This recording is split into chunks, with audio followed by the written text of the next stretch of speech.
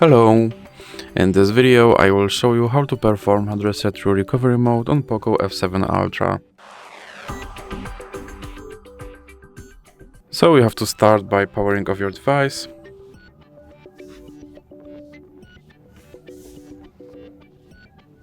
And now when your device is completely powered off, you have to press power button and volume up button at the same time and hold it for a few seconds.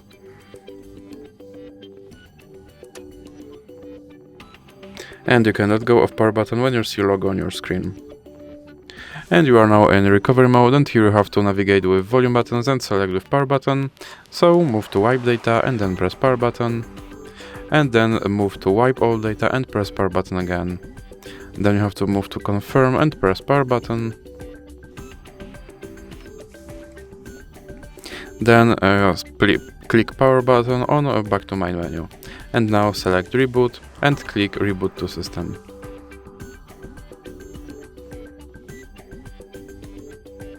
And as you can see, my device is now back to its factory settings and I have to perform phone setup all over again.